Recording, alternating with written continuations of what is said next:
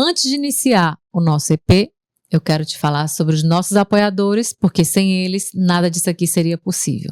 Então eu quero começar falando sobre a Secran Group, essa empresa com 47 anos de mercado, de experiências, trazendo soluções empresariais para a sua empresa e para o seu negócio. Ajudando empresas de todos os portes a crescerem de forma estruturada, segura e eficiente. A atuação da Secran abrange contabilidade, gestão e BPO financeiro, oferecendo suporte completo para impulsionar seus resultados. Moura do B, com o destino perfeito para as suas férias, com a linha Beach Class. Com parcelas a partir de R$ 2.200, você tem a melhor experiência de morar ou investir no Nordeste. Aproveite um lazer incrível nos nossos destinos mais paradisíacos ou na melhor localização das capitais. Ligue 40 42 55 00 e conheça todas as oportunidades. E agora eu quero te falar sobre o universo do Sebrae Ceará. Essa instituição sem fins lucrativos que tem como prioridade impulsionar pequenos e médios negócios e o empreendedorismo em nosso estado. Estamos iniciando mais um episódio do Pode Conectar, o podcast do Conexão 085, o episódio de número 80. Olha aí onde a gente está chegando. E antes de iniciar o nosso bate-papo aqui com o nosso convidado, eu quero te convidar a zapear as nossas redes, as nossas plataformas. Então dá um pulinho lá no Instagram, @Conexão 085 oficial, e também no nosso site www.conexão085.com.br. Você pode acompanhar também o nosso podcast no Spotify, no YouTube, do jeito que você quiser. Por isso somos multiplataforma para melhorar a sua experiência. E agora eu quero dar boas-vindas a ele que é empreendedor e que carrega no sangue a tradição da indústria têxtil. Com os olhos voltados totalmente para o futuro, estamos falando de Ivan Bezerra Neto, diretor executivo da TBM Têxtil Bezerra de Menezes. Muito prazer, Ivan. Prazer, todo meu. Bem-vindo ao nosso Pode Conectar para contar essa história, né? Porque existe aí uma história a ser contada bacana. Em 50 anos de existência, exatamente. Uma empresa familiar, e você aí já praticamente assumindo, sendo o sucessor, né?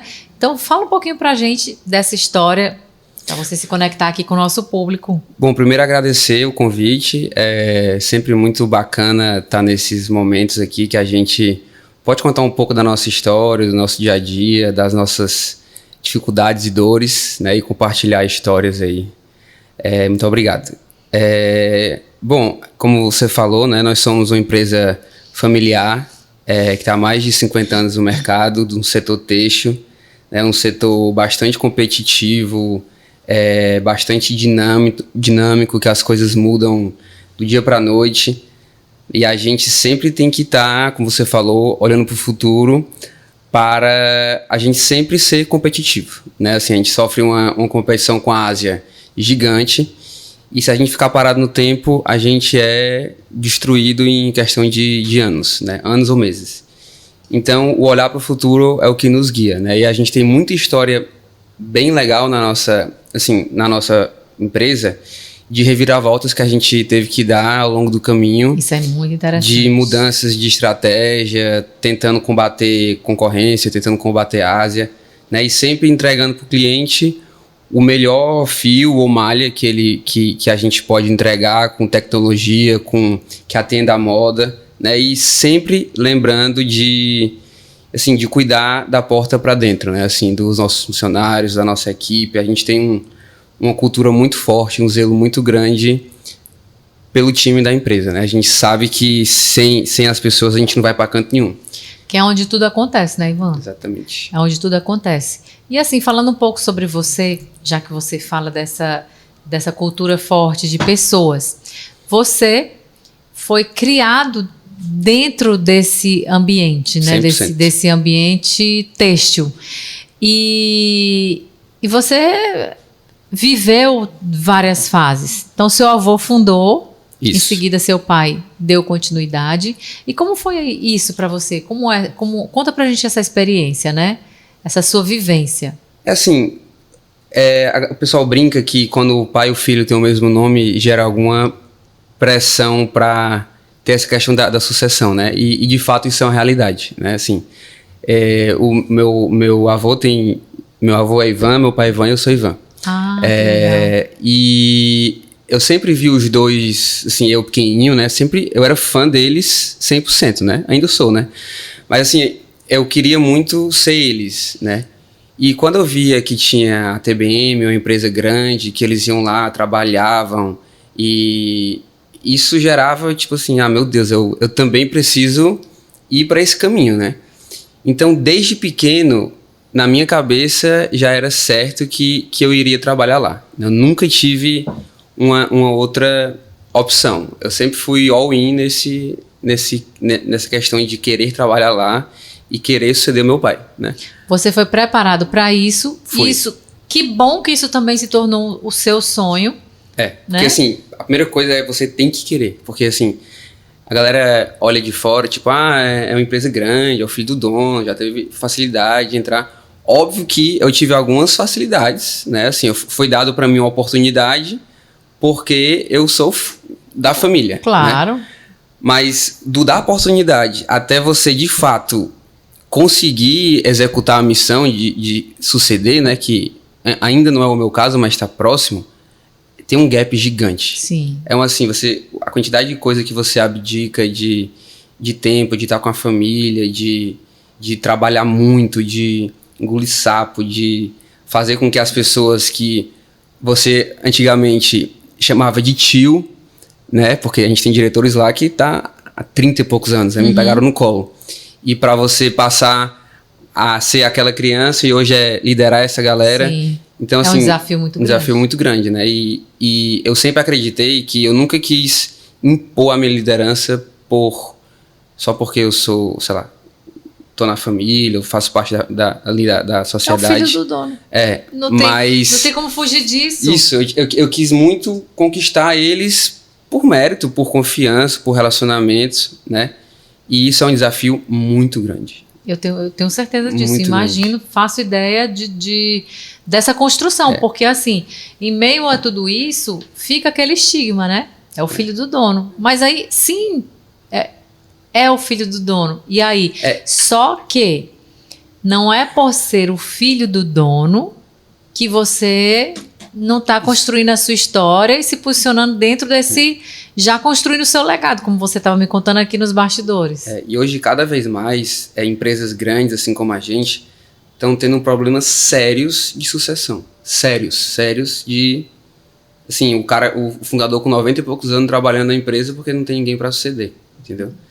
E no nosso setor, todas as companhias têxteis que foram para a profissionalização, que saiu a família 100%, ou a família voltou ou a empresa ficou mal. Assim, é uma característica do setor que eu não sei dizer o motivo. Muito interessante. E assim, são 50 anos, né, Ivan? Isso. Então, esses 50 anos, ele representa uma longevidade. E aí, não tem fórmula nem receita de bolo, né? Então, eu queria que você falasse um pouco de como vocês encontraram esse caminho longevo, né? A chegar até aqui com essa história de sucesso e construindo um legado com tanta credibilidade e com... Essa é uma pergunta bacana, porque, assim, eu acho que assim, o ponto base, assim, o ponto de partida é ter um espírito empreendedor muito grande, né? Assim, e ter ambição, assim. Eu digo que a galera usa a ambição como algo ruim, né?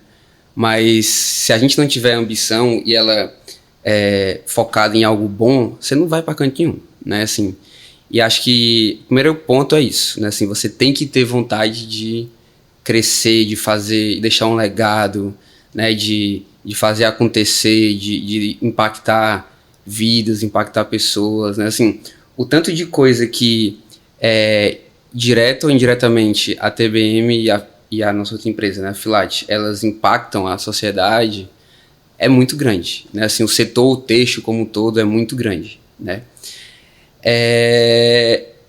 E assim, a gente teve vários momentos na vida de extrema dificuldade, tanto por questões econômicas brasileiras, né? O Brasil não é um país simples de se empreender, né? Como por questão de concorrência, né?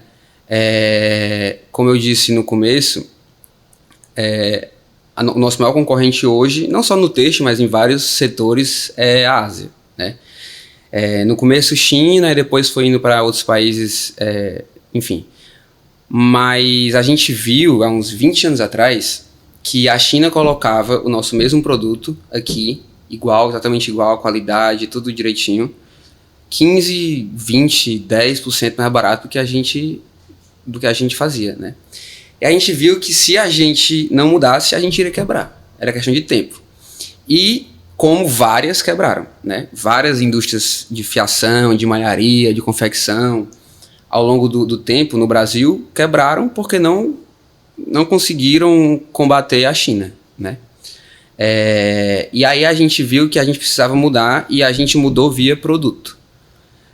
A gente era uma empresa que fazia 5, 10 produtos, basicamente algodão, e hoje a gente faz mais de 200 tipos de produto, com mais de 10 fibras diferentes.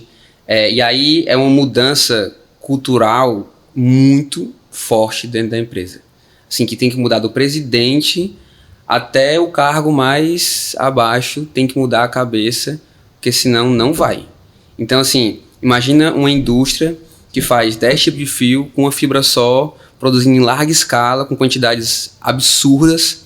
Do nada tem que transformar a fábrica, transformar a cabeça das pessoas, fazer quantidades pequenas, uma área comercial que era acostumada a tirar pedido por preço, entrega, e do nada tem que entender de moda, tem que fazer pesquisa de tendência na Europa, tem que fazer reunião com o comprador, com o dono de empresa, com o estilista, que as marcas hoje esperam a nossa coleção para poder fazer a coleção deles, né? Então isso foi uma virada gigante. Uma estratégia de inteligência muito grande para poder... No começo, quando a gente migrou para isso, o pessoal tinha certeza que a gente ia quebrar. Assim, era questão de tempo. O que é que esses loucos estão fazendo?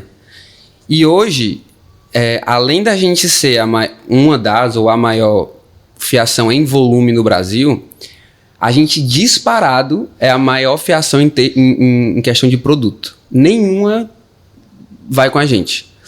E aí isso protege a gente da Ásia. Não é uma proteção que a gente está absolutamente protegido, né? A Ásia faz o mesmo tipo de produto, igual ou até mais, só que só de navio são 2 meses. Então... vocês têm a vantagem da pronta entrega, e aí, investindo na tecnologia e na experiência do cliente, né? Porque você saber que você vai receber pronta entrega, você facilita a vida do seu cliente. E aí, tipo assim, e isso casou muito com o fenômeno da Zara, que foi o fast fashion, né? Começar a trocar de coleção muito rápido. Sim. Toda semana, a cada 15 dias, eles trocavam a coleção. Todos e a Ásia não conseguia atender isso porque só enquanto o container estava no navio, a coleção trocou 3, 4 vezes. Com certeza. Então, o mercado nacional viu a gente como uma grande solução de atender a moda num prazo muito rápido, comprando em quantidades... Se ele quiser comprar uma caixa disso aqui, ele compra, que são 30 quilos. E entenderam que não é sobre preço, é sobre valor, né? E da Ásia ele tem que comprar 20 toneladas.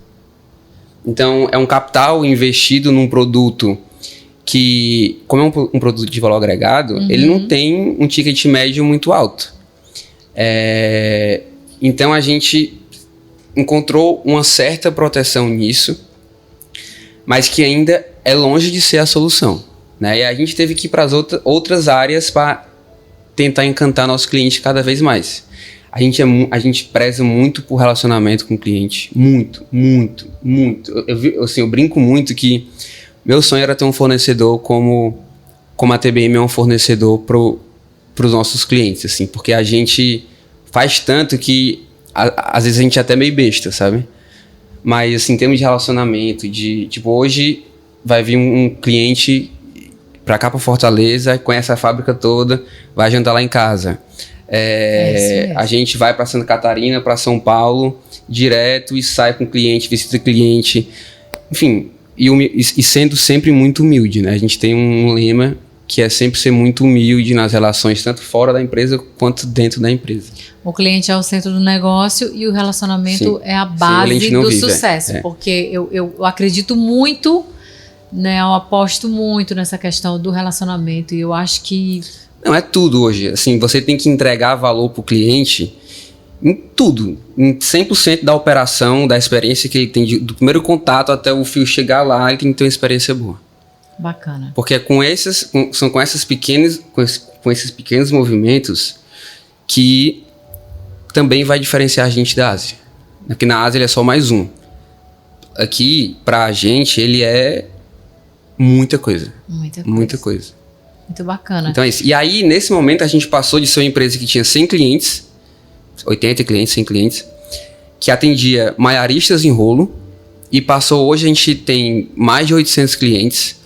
Hoje, a maioria dos nossos clientes são confeccionistas que compram o nosso fio e terceirizam toda a produção da malha. Né? Isso foi outra coisa que a gente conseguiu mudar a cabeça das pessoas, porque o normal era compra malha, corta, faz a roupa. Aí a gente chegou lá, se tu comprar o nosso fio, terceirizar em Santa Catarina, tingir Santa Catarina e chegar a malha para ti, tu vai ter um custo muito mais barato. E aí a gente passou de um público X de clientes para um público 10X de clientes. Legal. Entendeu? E isso precisa ter coragem. Né? Se a gente não tiver coragem, a empresa fracassa. Né? Tem esses blogueiros, empresário famoso, diz que o gestor que não se arrisca torna a empresa medíocre. Ousadia, né? E também, assim, vamos combinar que 50 anos... E aí a gente provaram ao que vieram, que estão no game e que sabem o que estão fazendo, né? Acima de tudo, sabem onde querem chegar. Então, muito legal essa história. E o pós-pandemia foi muito transformador, assim, pra gente, sabe? Em termos de mercado, de possibilitar com que a gente investisse em coisas novas, abrisse a cabeça, mudasse... Assim, a gente está numa transição de cultura na empresa muito forte, de olhar mais pra gente, Pronto, eu queria tocar nesse ponto, porque você falou no começo da conversa que vocês investem muito nessa questão de pessoas, né? A gestão de pessoas para vocês é muito importante e que isso faz parte da cultura muito forte de vocês. Então eu queria que você falasse um pouco sobre essa cultura, como é que vocês trabalham isso de dentro para fora, que a gente sabe que esse impacto no cenário, ele é muito poderoso quando se trabalha de dentro para fora, né? Isso. Os profissionais conseguem atingir resultados brilhantes. E eu queria também que você falasse um pouco sobre o impacto social disso, porque vocês têm uma atuação social esse impacto interessante. Social é legal. Mas assim, a gente se preocupa muito com o nosso time. É óbvio que a gente tem um universo gigante a avançar e tem empresas que estão muito à nossa frente. Mas a gente faz o que a gente pode, né? Uhum. E recentemente a gente democratizou lá na fábrica assim, a nossa cultura via valores, missão e visão, né? E acho que a gente teve uma ideia muito legal de não colocar os valores da empresa como sendo palavrinhas tipo ética, qualidade, não sei o que, e etc. A gente colocou frases, e essas frases dizem muita coisa. Né? Então são 4 frases que são os valores tanto da TBM como da Filat. Que somos do bem, olhamos para o futuro, cuidamos do que importa e somos um só. E aí legal. A gente tem um trabalho de massivamente tá explicando no detalhe o que são esses valores. Né? Reconhecendo pessoas que trabalham no dia a dia de acordo com os valores da empresa. Assim, mas como eu disse, né, como o setor têxtil é um setor que sofre uma concorrência absurda, a gente sempre tem que estar investindo e assim, investir em gente, né? Assim, você olhando friamente, é um recurso que a empresa está depositando nisso, mas a gente sempre tem que estar com o pé muito no chão, saber que a gente não é uma empresa que pode se dar muito luxo em qualquer tipo de gasto, né? Mas, e a gente sempre levou, assim, a gente sempre teve um RH atuante, mas a gente nunca teve um RH como um ponto estratégico da empresa, sabe? Então, e eu fui criado nisso. Quando eu entrei na TBM, foi um momento de, ali, 2011, que a gente começou a ter períodos de muita crise seguidas, sabe? Então a gente... Era um ano péssimo, um ano mais ou menos, um ano péssimo, um ano bom, 3 anos péssimo. Então a gente não podia se dar o luxo a quase nada. E eu fui criado nesse período ali de vacas magras, né? Nesse ambiente. E aí, eu era 0 pessoas. Zero. O RH foi a única área que eu não fui, quando eu fiz essas voltas lá nas áreas, né? E aí eu fui fazer o MBA na Dom Cabral, lá em Minas, e mudou minha cabeça 100%. 100%. E aí ficou muito forte o negócio em mim que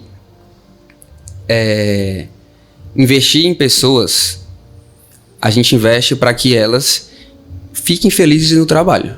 Assim, eu quero que os nossos funcionários estejam na TBM ou na Filat felizes. Ah, porque eu sou gente boa? Também, pode ter um quê disso. Mas porque pessoas felizes entregam mais. Isso é um fato. Ai, com certeza. Então, se eu tô indo pro trabalho puto com a empresa, com raiva e achando ela injusta, eu não vou entregar... Vai boicotar. O que eu poderia entregar não vai. Se eu estivesse feliz com a empresa, se eu achasse a empresa justa, correta, transparente, se eu achasse a empresa do bem. E a gente toca muito nesse repetir as frases. Tem que ser do bem, tem que ser humilde, tem que ser do bem. Aí tem que olhar pro futuro. Então, a gente está conseguindo, não com dificuldade, mas com muito esforço, mudar essa cultura na empresa, onde, com certeza, pessoas é um ponto de extrema estratégia pra gente, sabe?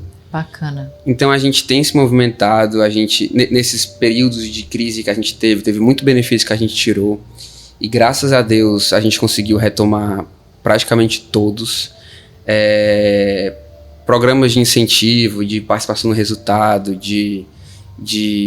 enfim, tá sendo um negócio bem legal, sabe? E as pessoas enxergam o valor nisso. Óbvio que vai ter algumas pessoas que vai dizer que a gente é injusto, que não tá feliz, etc, né? Mas a gente tem a consciência tranquila, e eu falo muito isso quando eu tô falando em momentos da empresa, que não adianta nada a gente bater meta, a gente chegar onde a gente chegou, enfim, crescer e lucrar, etc, se não for de acordo com os nossos valores. Com certeza. Né? Que a gente tem que dormir e colocar a cabeça no travesseiro com a consciência tranquila. De que tá fazendo a coisa certa, né? Isso. Ivan, a gente está chegando aqui no finalzinho do nosso podcast, do nosso Pode Conectar. E como você falou dessa sua movimentação, né, e dessa sua experiência nessa jornada, nessa construção para a sucessão, que você tá nesse processo, eu queria que você deixasse uma mensagem para quem está vivendo também esse momento como você, né, que está nessa transição ou não, está em dúvida, não sabe como fazer, porque quando se fala numa empresa familiar, também tem os desafios, né, dos bastidores, de saber separar as questões. É difícil. O meu conselho é para que persistam, que não desistam, que... Não é um conselho, né, é o pedido, né, assim. Mas eu acho que, assim, uma experiência que eu tive é que, assim, o que eu vejo é que tem muito sucessor que chega na empresa e diz que tudo tá errado, né, que nada presta e, enfim. E a gente como sucessor tem que ter um respeito muito grande pela história da empresa. Perfeito. Né? Porque foi essa história, foi essa cultura, foi as decisões que foram tomadas no passado que trouxeram a empresa até aqui, né? Isso é de um valor extremo. Óbvio que a empresa precisa mudar, porque tudo está mudando e o sucesso do passado não garante o sucesso do futuro, né? Mas que a gente como sucessor precisa ter essa humildade de respeitar a história da empresa, né? E outra coisa que eu acho que eu acredito muito no trabalho. Então eu sou uma pessoa que trabalho muito, de tempo, de estar lá, de estar presente. Então, assim, se a pessoa quiser ser sucessora, ela tem que entender que ela vai abdicar de muita coisa. Muita coisa. Tipo, eu casei muito cedo. É bom também que me deu muita maturidade e acelerou muita coisa na minha vida. Eu tenho 3 filhos, dos meninos e meninas. E eu abdico de muito tempo com eles. Muito. Tipo, eu tenho um filhinho de 6 meses, que inclusive se chama Ivan, né? Porque tinha que ser, né? E tem dias que eu passo 2, 3 dias... Tem semanas que eu passo 2, 3 dias sem ver ele. Que eu saio de casa, tá dormindo, chego em casa, tá dormindo. Então, a gente tem que ter a cabeça muito centrada para saber que aquilo vale a pena. Assim, a gente não pode deixar um legado que foi construído se apagar. A gente tem esse dever moral com a família, com os nossos pais, etc., de continuar o que eles construíram, né? Mas não é longe de ser algo tranquilo e fácil e que só porque é filho do dono é garantido. Não, pelo contrário, é bem desafiador, mas é possível. Muito bacana tudo que eu ouvi aqui. Assim, o que eu tenho para lhe dizer é que você é um jovem maduro e preparado para essa sucessão. Muito bacana o que eu ouvi. Muito forte a história que vocês vêm construindo nesses 50 anos e com um produto que atende realmente à necessidade do mercado, né? Então, parabéns por tudo, parabéns pela sua história. Obrigada por ter compartilhado aqui conosco e volte sempre. Imagina, só chamar que eu venho. Aí eu trouxe uma lembrancinha para você lembrar da gente. Obrigada. Uns mimos. Espero que você goste. Os podcasts com mimo, adoro. Podcast com mimo a gente abre, né, irmã? Olha, uma porta? É um timeline aí do nosso. A gente compra fibra em pluma, transforma em fio e depois transforma em malha. Muitíssimo obrigada por tudo, viu? Imagina, a gente que agradece. E é isso, gente. A gente vai ficando por aqui com o nosso Pode Conectar. Espero que vocês gostem, curtam, compartilhem, por favor. E fiquem conosco. Conexão 085 sempre trazendo para você o lado bom do Ceará.